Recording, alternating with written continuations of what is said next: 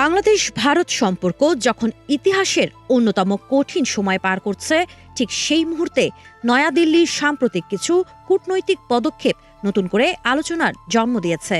বিএনপির চেয়ারপারসন ও সাবেক প্রধানমন্ত্রী বেগম খালেদা জিয়ার মৃত্যুতে ভারতের প্রধানমন্ত্রী নরেন্দ্র মোদীর শোক বার্তা এবং ঢাকায় তার জানাজায় ভারতের পররাষ্ট্রমন্ত্রী এস জয়শঙ্করের উপস্থিতিকে অনেকেই দেখছেন ভবিষ্যৎ রাজনীতির একটি গুরুত্বপূর্ণ বার্তা হিসেবে। ফরেন পলিসি ম্যাগাজিনে প্রকাশিত ভারত বাংলাদেশ উত্তেজনার চরমে শীর্ষক এক বিশ্লেষণে আটলান্টিক কাউন্সিলের দক্ষিণ এশিয়া বিষয়ক সিনিয়র ফেলো মাইকেল কুগেলম্যান লিখেছেন, এই ঘটনাগুলো ইঙ্গিত দেয় বিএনপি নেতৃত্বাধীন সম্ভাব্য সরকারের সঙ্গে সম্পর্ক পুনর্গঠনে আগ্রহী হয়ে উঠছে ভারত।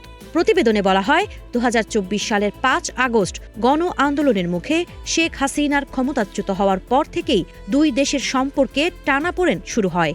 সেই উত্তেজনা আরও গভীর হয় যখন ভারত শেখ হাসিনাকে আশ্রয় দেয়, তাকে প্রকাশ্যে বক্তব্য দেওয়ার সুযোগ দেয় এবং ঢাকার বারবার অনুরোধ সত্ত্বেও তাকে হস্তান্তর করতে অস্বীকৃতি জানায়। এদিকে বাংলাদেশের নিরাপত্তা বাহিনীর অভিযানে কয়েকশো মানুষের মৃত্যুর ঘটনায় শেখ হাসিনার অনুপস্থিতিতে একটি আদালত তাকে মানবতাবিরোধী অপরাধে মৃত্যুদণ্ড দেয়।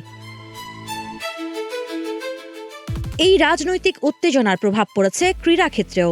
বাংলাদেশ সরকার আইপিএল এর সম্প্রচার নিষিদ্ধ করেছে এবং ভারতীয় লীগ থেকে বাংলাদেশি ক্রিকেটার মোস্তাফিজুর রহমানকে বাদ দেওয়ার ঘটনায় দুই দেশের সম্পর্ক আরও জটিল হয়ে ওঠে।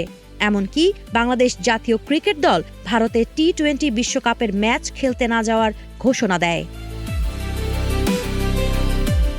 দিল্লি যে কোনো নির্বাচিত সরকারের সাথে কাজ করতে প্রস্তুত এবং বিএনপি এখন ভারতের কাছে তুলনামূলকভাবে গ্রহণযোগ্য শক্তি হয়ে উঠছে। খালেদা জিয়ার মৃত্যুর পর তারেক রহমানের প্রতি মোদির সমবেদনা এবং জয়শঙ্করের ঢাকায় উপস্থিতি সেই পরিবর্তনেরই প্রতিফলন।